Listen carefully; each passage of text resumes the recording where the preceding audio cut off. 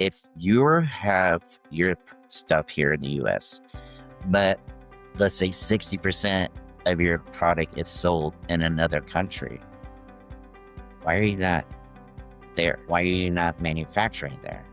Why are you not partnering with a manufacturing company there that could produce your products there so you're not having to deal with all the overhead? Those are the things that we look at when we do this market entry and we look at manufacturing companies and so forth, is that we look at it and go, where is your main products being sold? Who are your main customers? And why are you not there? You're listening to Customer Growth Sessions, presented by Intergrowth, where we talk through strategies to help up-and-coming e-commerce businesses bring in more customers. I'm your host, Pat Ahern. Let's jump in. All right, listeners, welcome back to the latest episode of Customer Growth Sessions. Today, I'm thrilled to have on Joe Jacobson, the founder and CEO over at Night Eagle Consulting. Joe, welcome to the podcast. Hey, thanks for having me, Pat. I appreciate it. How you doing today? Yeah. Doing great over here. I can't wait to jump into this.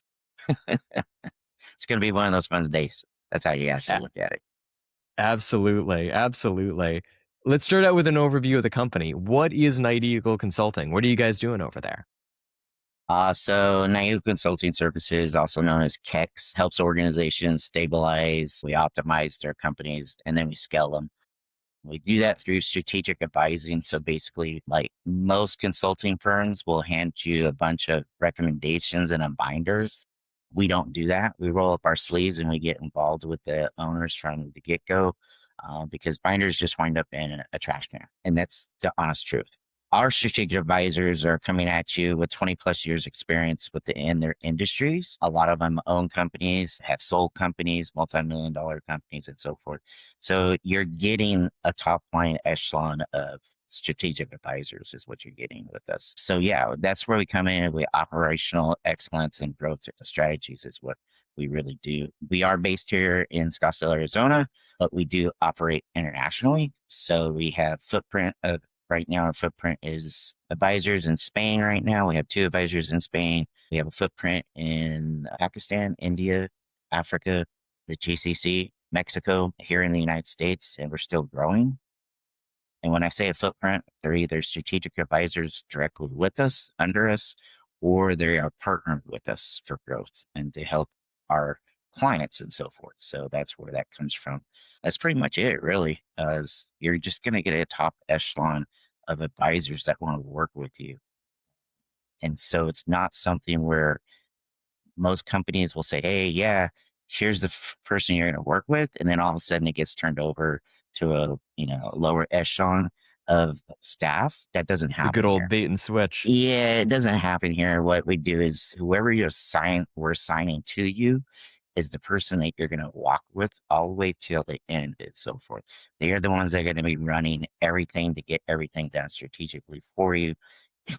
It may incorporate multiple people, just depends on the scope that we're working with and so forth. So just like some of our packages are 360 packages, like our AI cybersecurity, you're going to get one of our strategic advisors, and then you're going to get one of our AI partners with you and so forth that understand it, and they come together to work and get everything done.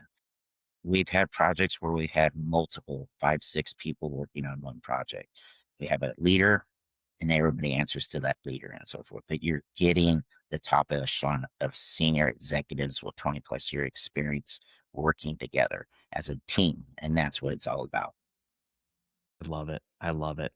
And I'm drastically oversimplifying because you guys do a lot of different things, but really the way that you and I have gotten to know each other is through international expansion. I would start that out in layman's terms, helping businesses decide should they expand internationally, helping them decide where should they expand internationally, and then helping them to actually successfully expand internationally. I want to really focus on that big theme today. So let's say, I'm running an e-com brand. Let's focus, instead of focusing on manufacturing at first, let's say I'm just looking to expand my sales and starting to hope to open up to a new market. What are some of the signs that either this is a really smart move, or similarly, this is a really terrible decision. I'm way better off expanding domestically more first? Okay, so in expansion and so forth, to what you're speaking about, first and foremost, what we like to do is do market research. So that's part of our market entry and scale program that we have. First, we're going to sit down with you. We're going to ask you, what are your ideas? What is it that you want to do? What is it that you want to sell and so forth? And is it viable in that country to do it and so forth? And the reason being is that you got to think about culture, one. Funding, definitely. Do you have the funding to do it? Because it's not as easy as everybody thinks. You just can't throw money at something and wish it's going to happen and so forth. So you always want to do a market entry analysis. Is this viable for this product? Is the product going to be accepted by the culture of that country and so forth? Because every culture is different. Some look at products and go, oh no, you can't have that here and so forth because of religious aspects or whatever's going on in that culture. Doesn't always match.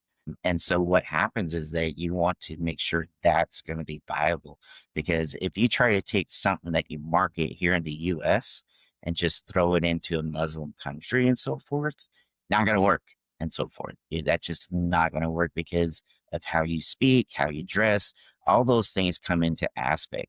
How is this product going to even be presented? Because you may present it one way in one country and it works tremendously well, but you take it to another country and it won't, because it be either the design of the product or the name of the product. So those things all have to be looked at when you do these things. So that's why we always want to do the market analysis to find out, all right, what is it that you want to do? Where do you want to take your products? What products are you talking about? And what countries are you looking at doing that? And a lot of times we sit down and go, no, you shouldn't do it. It's not going to be viable. And if it is viable, we'll say, okay, let's map it out correctly so that you don't hurt yourself in the end and so forth. And a lot of times we go into companies and we're like, why are you not marketing these other products or these other ways in your own country first to increase your revenue?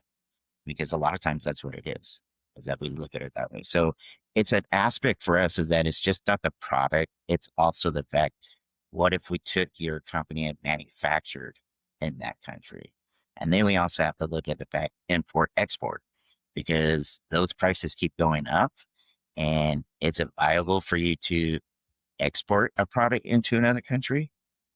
Or is it viable for you to set up a manufacturing plant there or partner with a manufacturing plant there? So those are all aspects that we have to look at when you're trying to sell products in another country. Absolutely. Absolutely. And within that, I'm curious, do you find with most clients you'll work with that they're in a better situation if they call it, if they do like the C plus version of their homework for market research analysis and come to you and say, hey, Joe, we're thinking of these 5 potential countries. We've spent a couple hours on it. Can you do a deep dive? Can you do this really granular market analysis?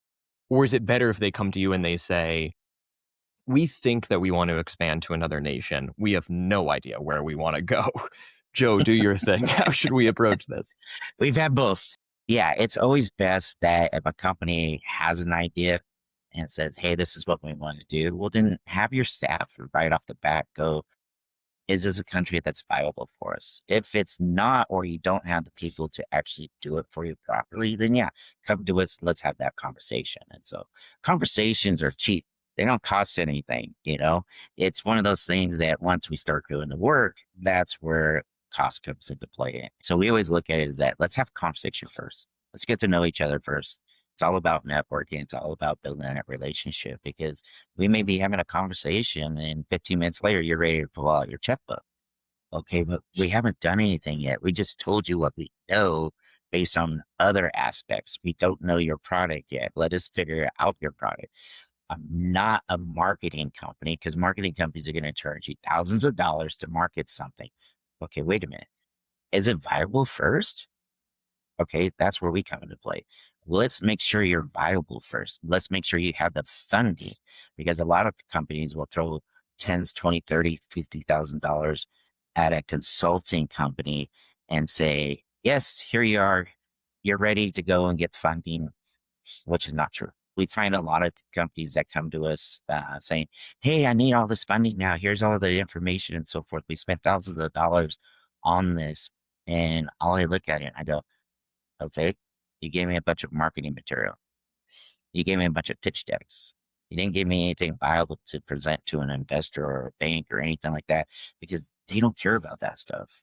So there is the question. Let's have that conversation first before you start spending money. Let's have that conversation. Let's look at it that way. It's just one of those things for me is have the conversation before you start spending money. If you are looking at it and say, yeah, we want to go into these countries because we feel our product will do well, then yeah, do a quick analysis if that's what you can do. And you can find out, one, are these products being sold already in this country? Or if they are, well, who's the top contender? Who's 1, 2, and 3?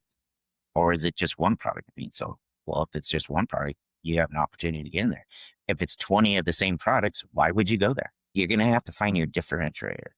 If you can't find it and you don't understand what it is, your ICP is different in every single country. And without giving away your secret sauce, so one of the things you and I have spoken about before is when it comes to going to investors, when it comes to bringing on external funding, there's a very particular set of information that you need to have laid out for those investors. And a lot of other consulting firms, as you've said, are going to give you marketing materials. They're not necessarily going to give you that financial information that you need, that product verification that you need in order to get that external funding. If I'm considering one of these firms, what are some of the red flags that I should look for that says, yeah, don't hire this consulting firm. They are not going to get you ready for that first investor meeting that you're going to have to actually get the funding you need? I guess some of the things that I come across, like I can tell you right now, there's like $6.2 billion worth of potential proposals in front of me, and they're not ready. About 80% of them are not ready, but the companies have already spent thousands of dollars to a consulting firm that says you're ready to go before a funder, an investor, a family owned company, or even a family office. And I look at it, I'm like, it doesn't even answer the first 10 questions that an investor wants. Hey, listeners, reaching out with a big favor request. If you have taken anything of value away from the podcast, could you take a minute and leave us a review on whatever podcasting platform you're tuning in on? Whether that be Apple, Spotify, you name it, it would mean the world to us. Helps other listeners just like you to find the podcast and helps us to grow our following. Similarly, if you're on YouTube, give our page a follow, give this video a thumbs up. It all, again, helps us to grow the podcast. With that, back to the show. Investors don't care about fancy bells and whistles. They don't care about a pitch deck. They don't care about those things. You got 30 seconds to answer what they want. That's all they want to see. 30 seconds of small paragraph with all the right digits in it. And then they will go, I want to have a conversation. If you can't present something in 30 seconds to them to catch their eye, then what you did, you just wasted a bunch of money on something. You have everything within your company because you're running your company. You have all the financial statements. You have what your knowledge is of your company. You have the idea already. Let the CEO and the investor talk to each other. Get rid of the gatekeepers, because the gatekeepers don't know the truth. All they do is they follow what they're told to do. Your finance company, financial statements are all there. Everything about your company is all there. All you got to do is when you start having that meeting and so forth, that's when you let them do their due diligence, because investors will do their own due diligence. They will ask you for statements. They will ask you for the things that they want to see. If you hand me a one-page teaser about your company and it's flashy with a bunch of colors and everything, and it doesn't have the proper numbers that I want to see, and I can't read it in 30 seconds, you're not ready. And so that's the biggest problem right now that we see is with all of this money that, hey, if I could slap down the money, I'd slap down the money and I'd be already like, in the billions and trillions in investing and so forth, but it's not ready.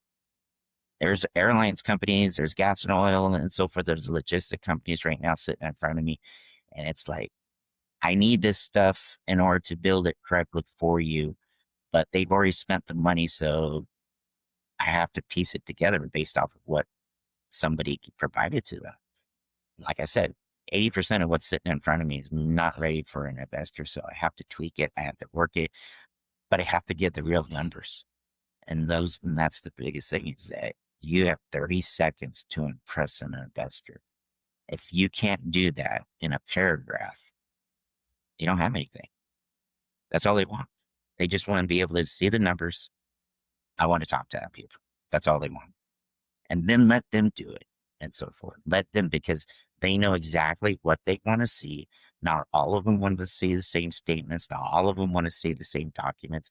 They have their own way of spending their money and so forth. And if you can't answer the 10 questions, which I won't give away because then everybody's going to want to do it. But if you can't answer those 10 questions that every investor looks for, it's not going to happen. You can't throw money at something to fix something. So hire an actual company that knows how to first come in, stabilize you, and so forth. Let's get you stabilized. Let's find out what's going on. Let's get you optimized and everything back on track. And then let's scale you. Because a lot of times what you have in your company can be fixed without throwing money at it. And we can scale your company that way. And then if it's still a project that you want to invest in and grow with and need funding, then let us do that too. So that's how I look at it. Is the red flags to me is guys that come in and say, hey, I'll get you funded and ready. They throw a bunch of pitch decks at you. They make all this marketing material, but it doesn't answer the 10 questions that an investor wants to see. Man, stepping back, I want to talk about market entry a little bit. I'm curious, let's say for, an e-com brand in particular, walk me through maybe the pros and cons of, assuming I'm US based, all of my sales are happening in the US. Assuming that I'm that US based e-com brand, how should I look at some of the pros and cons, let's say, of expanding to a neighboring country? So let's just go Canada, Mexico, versus maybe, go to the other side of the world, go to the GCC and really expand there. I would look at it this way. A couple of questions for me would come up with, all right, your e-commerce, are you in control of the production of your products? As we know, a lot of e-commerce aren't. They get their products from another location and they turn around and sell it under their brand. I get that. Everybody's been doing that since the 80s when it was mail order catalogs and sending it out to everybody. I get that. That's how far back this stuff goes. Before the internet, before AOL, before the famous uploads and everything. I mean, hey, it's one of those things that I look at it this way, is that, are you in control of it? Do you own it? And so forth, because you may not own the product. And one, do you have the proper licensing to start selling in it? Because a lot of companies will control that and say, territorial, you can't sell. What's your territory? What's your territorial license? If you have those blockages, then we have to narrow you down more and figure it out. If you don't have that, because maybe the products are yours, you're selling your own products, okay, where are they coming from? Are they being manufactured in the US? Are they being manufactured in Canada, Mexico, Taiwan? Where are they being manufactured? Right now, the biggest issue in the world is import export. No matter what, it's import export is the biggest thing in the world. And because the tariffs are in line and so forth. And tariffs are not bad. I'm going to tell you right now, tariffs are not bad. A lot of people think they're bad. It just evens the playing field is what it does, because the playing field right now has been uneven for a long time. So that's how I look at it, is that we're just even the playing field. But I also look at it this way, is that if you have your stuff here in the US, but let's say 60% of your product is sold in another country, why are you not there? Why are you not manufacturing there? Why are you not partnering with a manufacturing company there that can produce your products there, so you're not having to deal with all the overhead? Those are the things that we look at when we do this market entry and we look at manufacturing companies and so forth, is that we look at it and go, where is your main products being sold? Who are your main customers? And why are you not there? Because all of a sudden, if you move there, you're going to be selling to that company, that area for a long time anyways, right? If you've been selling that product for 4, 5, 6 years and it just keeps increasing in revenue and so forth, great. But you're losing revenue at the same time because you keep having to pay those prices, those taxes and everything, and the shipping and all that. Well, why not just move it to where that location is? It cuts it all down, and then all of a sudden you have more money in your pocket. So those are the things that we look at. So that's hopefully answers your question on that. So, but yeah, it really just comes down to where are your main customers, and do you have control of your product? Because a lot of people don't. A lot of people are purchasing their products out of China, and they get here and they sell it here in the United States. I get it. You're purchasing products to sell. I get that part. Is it cheaper to do it that way? Maybe it is. Is it going to be cheaper to purchase there, ship from there if you got it set up, or does it have to come to the US and then get shipped out? So you have to look at those things. It may be easier for you to just open up a warehouse in another country and have it shipped directly there and then send it out from there. Those are things that we look at is where can we save you the cost and where we can increase your revenue, because that's scaling your company. And a lot of people don't even think about, wait a minute, I can open up an office. I could put a warehouse in another country and just have it shipped there instead of shipping it from one place to me and then shipping it out again.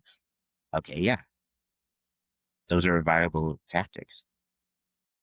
I love it. And to your point, I think when people think of international expansion, and actually even when you and I were chatting before this podcast, I was guilty of this as well. I was asking you, we were just brainstorming, chatting for a couple minutes beforehand. We started talking about international expansion. You brought up this exact point that, hey, international expansion can apply to warehousing as well. It can apply to manufacturing as well. And I think a lot of people, at least definitely myself, but I think a lot of other listeners as well have made that same mistake of not considering, hey, setting up a separate manufacturing facility or setting up a separate warehouse in another nation where you are doing a lot of sales, where you expect a lot of sales to come from. It's a huge, huge opportunity to save costs for the business. Correct. That's one of the things right now that we have a lot of people that want to set up here in the United States. That's great. But then they get scared of, well, if I set up in the United States, it's going to cost me a lot of money. Okay. Why not move the plant into Mexico and then truck it across the border? You just saved a bunch of money. Why? Well, we have the footprint in Mexico. If you want to set up your manufacturing in Mexico, because 60% of your customers are coming from the US. All right. There's no issue with that. We can do that. We can get it done because we have those connections and so forth to get a manufacturing plant in Mexico. You're still saving your cost on labor. You're still saving your cost on shipping because it's just right across the border. It comes in the trucking and so forth. So you just saved a lot. That's how you have to look at it too. Well, I want to do it right there in the US. Fine. Do you have the funding to do it? That comes back to funding again. Are you prepared for funding? How are you set up for funding and so forth? Are you taking out debt? Are you looking for an investor? Are you going to do equity and so forth? Because we come across all those types of deals. We have people that come to us and say, hey, I'm ready to expand. I don't have the assets, but I could give 40% equity in my company. Okay, now I got to find an investor that wants to own a company now and so forth. So are you prepared to go before them? It comes back down to the 10 questions and so forth, because funding is just not funding. It's out there, yes, but it also has to be strategically to find the right people in that niche, basically. And I hate using the word niche, but yes, you have to find the right people that's going to want to fund or take equity or debt and so forth, because there's all kinds of ways of gaining funding. I always look at it as this way, is that where is the majority of your customers? And is it viable for you to have a company? I'm just going to use India right now. If I have a company in India and I am putting everything together from 3 different products, because I have to do this product, this product, this product in order to make my product. If you're getting all 3 of them together, right? Let's just say product A and product B are coming from the US to India to make the original product, okay, to put all three of them, to put them all together. And so that's the product you're selling. And then all of a sudden, what do you have? 80% of your customers are in the US.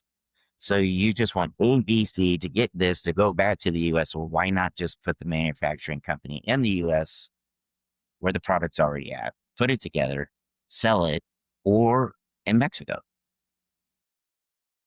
Makes a lot more sense because you're going to save a lot more money than trying to ship, export. We already know what's going on in the world right now with the Strait, the Hormuz Strait. All right. That right now is killing a lot of export import, but it's mainly minerals, gas, all that stuff that's transpiring, oil. But those shipping lanes also affect the rest of the world too. So if you are exporting and importing through shipping lanes, everything gets tied into each other. Just not because it's down in the Middle East does not affect the rest of the world. Yes, it does. Everything's on schedule. It's all logistics. Everything has to be shipped from one location to the other. That means either trains, air, or ship. If that ship is scheduled to be at 3 different ports carrying 3 different products, it's not going to get there if there's an issue. So you always have to look at that too. What's the logistics? What's better logistics for you? Where is it going to help you in the long run? Interesting. I want to talk about international expansion. What I would really love to pick your brain on is, let's call it like the high level checklist or the high level action plan of how to approach an expansion. And let's, rather than focusing on manufacturing, let's focus on market entry. So I'm looking to expand my e-commerce business from the US to, let's say, one other nation. Market analysis, I would imagine, is going to be step one. Figure out what is that nation that I'm going to. Let's say I'm looking to expand sales to Canada. Can you walk me through, hypothetical? And we can even look at, I've used the example of like pillow companies a million times over the podcast episodes. Let's say I'm running a really high-end pillow company, right? I'm looking to expand over to Canada. Top priority is market entry, getting more sales, not as focused on manufacturing. Can you give listeners a high-level overview of what are some of the core steps I should be going through before I actually start selling physical products there? Yeah, first and foremost, don't think of it as a dartboard because you're not going to hit the bullseye all the time. So that's one thing I think of it is you want to do a market analysis first and foremost. Is this product going to be viable in that country? Then you want to go from there and you go, is it going to be viable in that country? 2, what is the culture of that country? 3, who are your ICPs going to be and so forth, because you have to reach the ICP. What is the culture of that ICP? Is it just the general public? What is the standard of the general country and so forth? Because you have to remember that whatever your product is, shape may cause an issue, name, branding, colors, culture, all that will affect what happens with your product sells. Why does Amazon be so successful? Because the first thing they think about, and it's even in their ethos, culture. They have a culture that they've developed within Amazon that spreads throughout the world where they work and so forth, because they're always thinking about, will these products sell in these countries the way they're designed, the way they're shaped? And if they won't sell it, and they won't give you the access to buying it and so forth, because it's always about culture. So you have to make sure that first and foremost, is it viable? Is it culture? Is there going to be a shape that has to be changed? Do we have to change the colors? Do we have to change the name of the product? You have to think of all those things. So yes, market analysis on all that is going to be the biggest thing for you to do. Otherwise, if you're great at dartboards and you can hit a bullseye every time, enjoy yourself. I love that about market analysis. And it reminds me of a slightly saddening, but also kind of funny story. I'm in Stockholm, Sweden nowadays. I grew up in Boston, so I'm a big Dunkin' Donuts fan. I grew up right down the street from the original Dunkin' Donuts. And I want to say it was maybe 9 years ago, the first Dunkin' Donuts opened up in Sweden.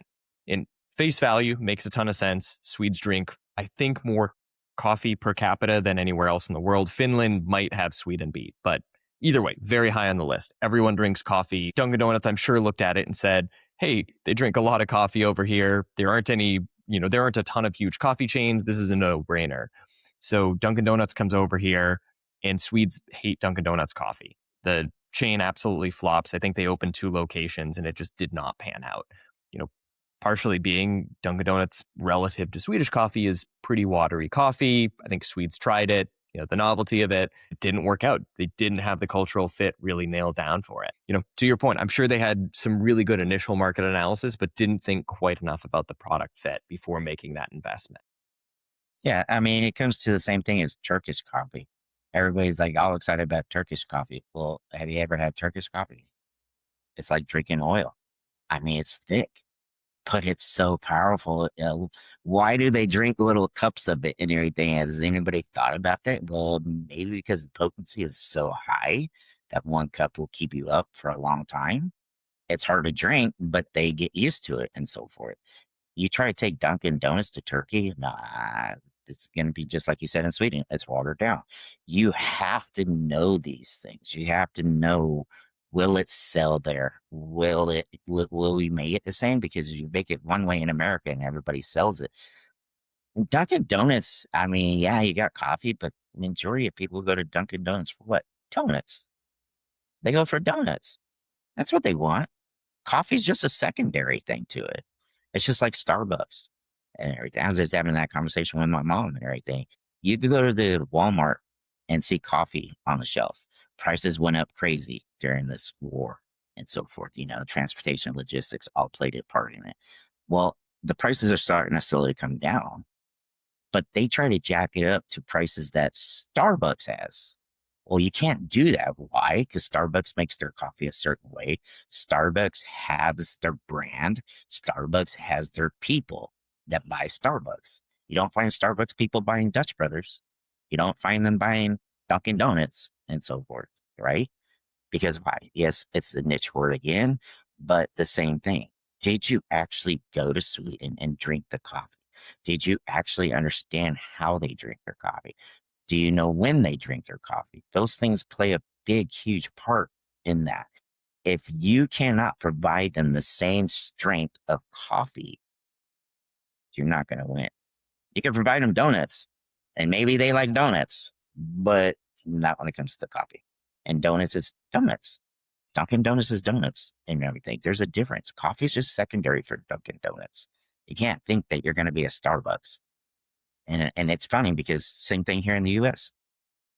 Dunkin' Donuts, great company and everything. I love your donuts, but you're not Starbucks. And Starbucks, what? Doesn't sell donuts. Starbucks sells small brands of muffins and so forth, and they pick and choose based on what? The territory and so forth. I'll give you another example. Mellow Mushroom. Mellow Mushroom's a pizza parlor, right? It's got 20, 30 taps in their bar. But each location is designed on the location of where they're at, meaning they sell one type of pizza as their marketing brand for the state of Arizona. It's not the same in California, and it's not the same in Virginia. Because why? They base it on their territory and so forth. They understood what those people like in those locations. So yeah, I could see Dunkin' Donuts not succeeding if they thought the coffee was going to be the marketing campaign. No, you have to be knowing all that stuff. And that's why I say, understand the culture, understand what they want, understand what they drink, what they eat, how they look at things, names, shape, all of that plays a part. Hey, listeners, if you're terrified about what AI means for how customers are going to find you online, I have some good news for you. SEO, Meta ads, Google ads, these platforms are still going to drive the lion's share of your new customers over the next 5 years. But these platforms are evolving. At Intergrowth, we help e-commerce brands to future-proof their revenue and to scale more profitably through SEO and Meta ads. If you're interested in learning more, book a free strategy session with our team at intergrowth.com/CGS. Once again, that's intergrowth.com/CGS. Man, amazing. So how do you avoid the Dunkin' Donuts mistake? Do you have a employee from your company go move to that nation you're considering expanding to and spend 6 months there, get to know the culture? Does it make sense to hire a firm that already knows the landscape really well? What's your recommendation there? Yeah, so for us, we're boots on the ground. For us, straight off the bat, is And when I mean boots on the ground, I'm talking about that all my consultants are got their passports ready to go at any moment to go with a client and so forth. But at the same time, if I have boots on the ground already there, like I do in Pakistan, India, Africa, the GCC, people I trust and partner with, already have done deals with, and so forth. If I've got a client here in the US and says, hey, I want to go to Europe and I want to go to Germany, and this is the product I want to sell. Well, I've got two consultants in Spain right now that love Europe and travel all over the place. They've done a lot of traveling, but also at the same time, they have a network that they've already built from being in Europe, and they know exactly who to contact. And then I go, hey, this is my client. What is the territory? Is it viable? And we work together on the project and so forth. So that way we can make our main client here in the US successful. So yes, for me, it's always having somebody that understands the culture, understands what's going on, boots on the ground. They've been there before, they've lived there before, they've worked there and so forth, or partner with somebody from there. And so, and that's one of the great things about it is that you're building relationships. It brings me also to one fact too, is that there is a lot of chambers of commerce all over the world in every city. And a lot of them say, hey, pay us $3,000 a month and everything, come to one meeting a month, but we're going to market you on our website and so forth. Why? Because you're going to put on there what exactly I tell you to put on there, and it's on there. How are you marketing me and so forth? So me as a company, I chose to join Global Chamber, and Global Chambers in 160 different countries with over 605 plus chapters. Majority of them are CEOs or politicians. They're in the fields, they're doing business, and it's a great way that I can just reach out and go, hey, who's in this location and can you assist me on this project? And there's my boots and so forth. I don't have to send somebody there. Okay. I can get the viable information I need from them at the same time because I have that network internationally and so forth to work with. But yes, if you don't understand the landscape, if you don't have somebody from there working with you on a project, you're not going to succeed. It's just like in the GCC we were talking about before we started this is a lot of companies want to go to the GCC right now. Why? Because it's the shiny bell right now. But if you don't understand all the ins and outs of the GCC, you can throw millions of dollars setting up a company there. Okay. You can get a bank account. You can get all the licensing and everything. But if you don't put it in the right zone, you're not going to operate. You're not going to be able to sell anything because they do it by zones. It's just not, I'm going to go to this country and I'm going to set it up and all that. That doesn't work that way. So we have those people. We have a person on the ground that knows how to do all the licensing, gets the company set up for us and everything. We work together with our clients. And then not only that, if you need to hire people and so forth, we have that HR departments there that we work with too. So we have those connections in each country we work with.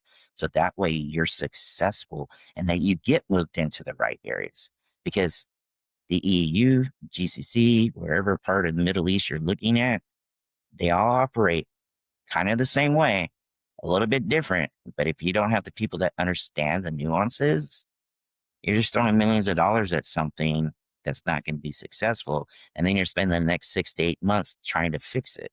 And you're wasting more money. Why not partner with somebody that has those boots on the ground and so forth in those locations? Why not do it that way? That's the better viable way of succeeding for your company and to make sure you're not spending and wasting money on somebody that says, yeah, we can help you set you up.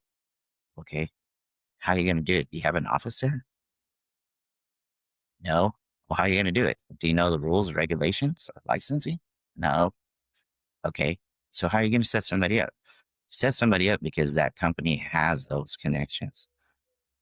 Tell them, I want to know your connections. Well, those connections should already be sitting in the room with you on day one and so forth. So that's why I say team is because I know what the scope of the work is that you want me to do. And I bring in the right team and so forth. The first interview is just you and me talking and figuring out what it is that you want. The second time we meet, the team comes together and says, this is what we have mapped out for you. And this is how we're going to do it. Then if you're ready to go, let's go. Let's sign the documents and let's get you moving. Man, Joe, I love this. Let's say for listeners who are starting to think about international expansion, again, whether it's manufacturing or whether it is actually selling to a new market, maybe what's the best way that they can get a hold of you to see if you're going to be a good compatible fit for them? There's a couple ways. You can find me on LinkedIn, which is D Jacobson, Donald Jacobson. You just look me up that way, or KECS, KECS. We have a business page there. nielconsulting.com is probably the quickest way too. You just pull up our website, you can book a time with us and so forth. Don't expect to get a same day time because it's not going to happen. My calendars are almost booked out constantly, and unfortunately everybody else's is too within the company, but we'll get the notification. We'll be able to look at what you just inputted. Make sure to fill out the forms and so forth, because the more information we have from you before we meet with you, it's better. If you're going to connect with me through LinkedIn and so forth, don't expect a DM response within 48 hours. Not going to happen and so forth. If you get one within 48 hours, you're very lucky. It just means that maybe I had to set a couple hours off to the side to do some other things, and I got those things done and so forth. So that's just really how it is.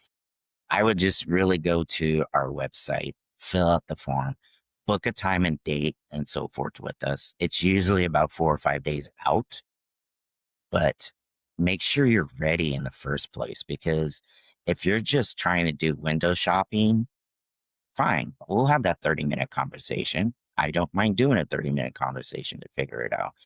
We can do that. I have no problems. 30-minute conversations are easy. They're free. Let's talk. Let's find out if we are a fit. But please fill out the forms so I know more of what's going on, what your objective is, and so forth. Because a lot of times CEOs come to me and they're putting out fires every single day, and they don't understand why they're putting out fires, but they want to throw a bunch of money at it to try and fix it. Can we actually go into your company and find out what the fires are? Let's have that conversation. Because a lot of times it's, you have the idea, you started your company, you've already set the policies and procedures in place, you understand how the company is supposed to run, but everybody behind you may not be on the same page. So now we got to get everybody back on the same page and so forth. Remember the kids playing telephone? We all played telephone when we were a kid. We start one conversation, goes to the next, and by the time it gets back to you, not the same conversation. We need to get everybody on the same page. And that's how we do it here at KECS, is that we're stabilizing your company first and foremost. We optimize your company, and then we scale it. And a lot of times we can find out you have like 3 or 4 different options in your company that you should be selling or doing to make more money and so forth. So let's have those conversations. So yeah, if you want to do market entry, you want to move to another country, first and foremost, let's have a conversation and find out if it's a fit, and then we'll do a market analysis. If that's what you want to go in that direction, because you're dead set on 2 or 3 countries, let's do that. Let's make sure that it's going to be successful. I'm just not going to say yes and take your money. I don't do that. I'm going to be honest with you. We can't do it. We can't do it. If we can do it, we're going to do it and so forth. So that's what you're going to get from us. I love it. I love it. Joe, this has been amazing. Once again, listeners, this is Joe Jacobson, the CEO and founder over at Night Eagle Consulting. Joe, thank you for coming on today. You're welcome. Appreciate it, Pat. Thanks for having me. Thanks for tuning in to Customer Growth Sessions. If you found it helpful, subscribe and give us a review. It helps us to grow the show. Looking for more SEO guidance on how to grow your business? Contact us at intergrowth.com/estimator or email me directly. You can reach me at pat@intergrowth.com. That's all for today. We'll see you again soon.